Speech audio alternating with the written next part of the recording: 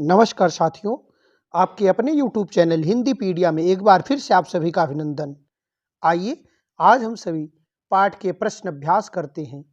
इस पाठ से आज हम 20 प्रश्नों को लेकर उपस्थित हुए हैं।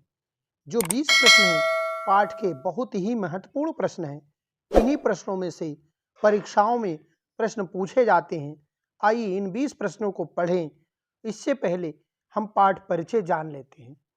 प्रस्तुत पाठ के माध्यम से हम सभी हर्ष की सत्ता एवं शासन का तथा इस्लाम धर्म का प्रचार भारत में किस प्रकार हुआ, इसके बारे में जानकारी लेते हैं, मिलती है इस पाठ से। तो आइए, पहला प्रश्न आज का जो है, भारत में कौन कौन सी विदेशी जातियों का आगमन हुआ। तो भारत में सबसे पहले देखें तो हर्षवर्धन के शासनकाल में अरबी आए, तुर्की आए, अफगानी आए, जो भारत में प्रवेश किए। इसी तरह से अगले प्रश्न पर चलते हैं। बाबर कौन था और उसने क्या किया था। तो उत्तर होगा बाबर मुगल बादशाह था जिसने भारत में मुगल वंश की नींव डाली। अगला प्रश्न होगा, बाबर ने भारत में मुगल वंश की नींव कब डाली। यह प्रश्न बहुत ही महत्वपूर्ण है। बाबर ने भारत में मुगल वंश की नींव 1526 ईस्वी में डाली। 1526 ईस्वी में डाली। इसी तरह से अगला प्रश्न आज का जो होगा, मुगल बादशाह अकबर ने किस धर्म को चलाया। तो मुगल बादशाह अकबर धर्म सहिष्णु था। वह सभी धर्मों को समान देता था, सम्मान देता था, समान समझता था। इसलिए उसने एक नया धर्म बनाया जिसमें सभी धर्मों के लोग आपस में बैठकर बातचीत कर सकते थे। उस धर्म का नाम था दीन ए इलाही। मुगल बादशाह अकबर ने दीन ए इलाही धर्म को चलाया था। इसी तरह से अगला प्रश्न है, महमूद गजनवी ने भारत पर आक्रमण की शुरुआत कब की। तो महमूद गजनवी ने भारत पर आक्रमण की शुरुआत 1000 ईस्वी में की थी। 1000 ईस्वी में की थी। इसी तरह से अगला प्रश्न आज का होगा, मुगल काल की वास्तुकला का सुंदर नमूना कौन सा है।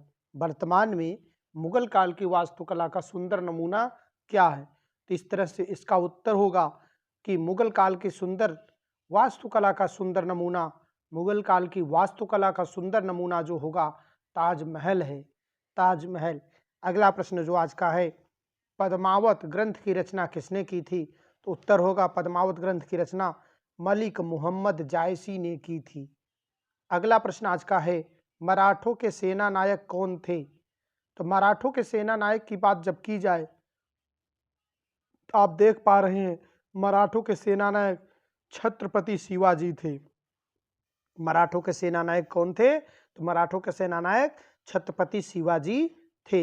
अगले प्रश्न पर चलते हैं, मुगल बादशाह या मुगल काल के पतन के बाद शक्तिशाली शासक के रूप में कौन उभरे। तो मुगल काल के पतन के बाद शक्तिशाली शासक के रूप में मराठे उभरे। मराठे जो है शक्तिशाली शासक के रूप में उभरे। इसी तरह से अगला प्रश्न आज का जो है, महाराजा जयसिंह ने किस राज्य का निर्माण करवाया था। तो महाराजा जय सिंह ने जयपुर राज्य का निर्माण करवाया था। महाराजा जय सिंह ने जयपुर राज्य का निर्माण करवाया था। अगला प्रश्न आज का जो होगा इस तरह से होगा, भारत में ईस्ट इंडिया की स्थापना कब हुई। तो भारत में ईस्ट इंडिया की स्थापना 1600 ईस्वी में हुई। भारत में ईस्ट इंडिया की स्थापना 1600 ईस्वी में हुई। इसी तरह से अगला प्रश्न चलेंगे। अगला प्रश्न जानेंगे कि कई इलाकों को जीतने के बाद अरब भारत में सिंध से आगे क्यों नहीं बढ़ पाए, क्यों न बढ़ सके। तो इसका उत्तर इस तरह से लिखेंगे कि कई इलाकों को जीतने के बाद अरब भारत में सिंधु से आगे इसलिए नहीं बढ़ पाए क्योंकि भारत तब आक्रमणकारियों को रोकने में समर्थ था। अरबों में होने वाले आंतरिक झगड़े भी इसके अन्य कारण हो सकते हैं। अरबों में होने वाले झगड़े भी इसके आंतरिक कारण हो सकते हैं। तो इस तरह से आप देख पा रहे हैं। अगला प्रश्न है, महमूद गजनवी के भारत पर किसका आक्रमण हुआ। महमूद गजनवी के बाद भारत पर किसका आक्रमण हुआ। तो आप लिखेंगे महमूद गजनवी के बाद भारत पर किसका आक्रमण हुआ। तो सही उत्तर आपके सामने आ गया है। महमूद गजनवी के बाद भारत पर गोरी का आक्रमण हुआ। गोरी एक अफगान था और उसका आक्रमण हुआ। गोरी पृथ्वीराज चौहान के समय में भारत पर आक्रमण किया था। गोरी पृथ्वीराज चौहान के समय भारत पर आक्रमण किया था। इसी तरह से अगला प्रश्न आज का जो है, तैमूर लंग के आक्रमण के बाद दिल्ली की दशा क्या हुई?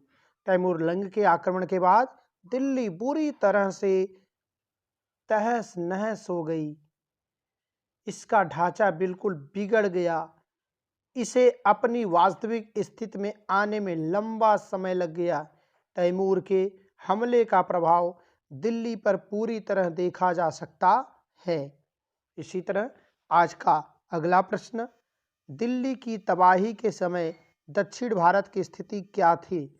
तो लिखेंगे, दिल्ली की तबाही के समय दक्षिण भारत बहुत ही अच्छी स्थिति में था। दक्षिण के राज्यों में विजयनगर राज्य सबसे अधिक शक्तिशाली रियासत थी। विजयनगर ने उस समय भारत के अनेक शरणार्थियों को अपनी ओर आकर्षित किया। उस समय दक्षिण भारत की प्रगति चरम सीमा पर थी। इसी तरह से अगला प्रश्न जो आज का है, महाराणा प्रताप कौन थे? उन्होंने जंगलों में रहना क्यों पसंद किया? रहने का निर्णय क्यों लिया? तो महाराणा प्रताप मेवाड़ के राजपूत शासक थे।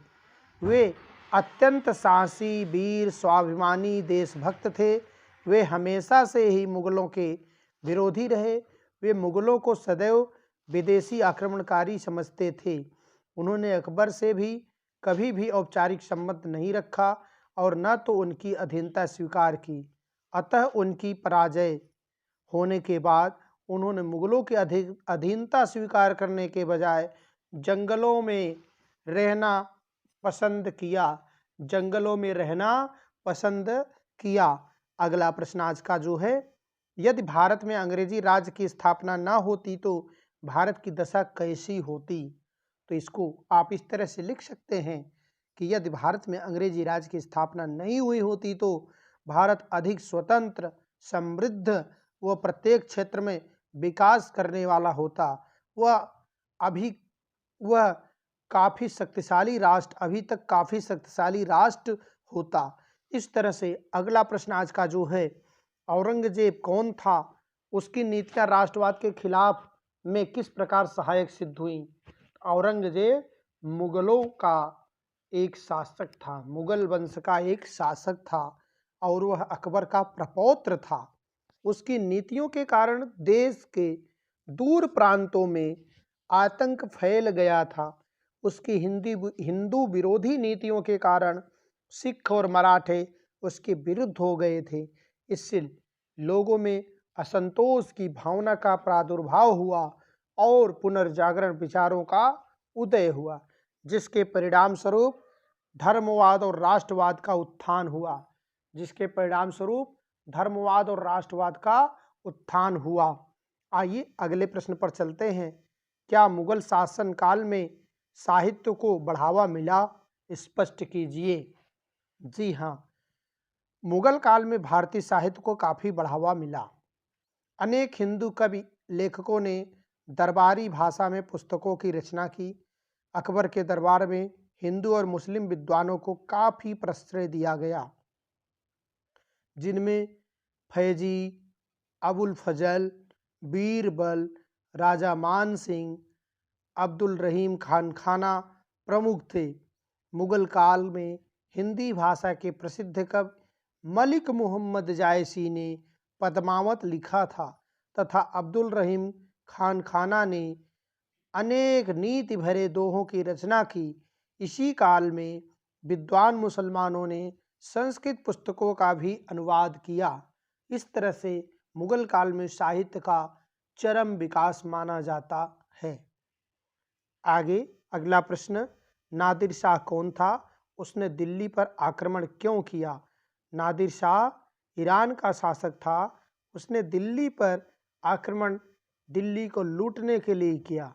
उसने दिल्ली की बेशुमार धन दौलत लूटकर दिल्ली के शासकों को अत्यंत कमज़ोर बना दिया।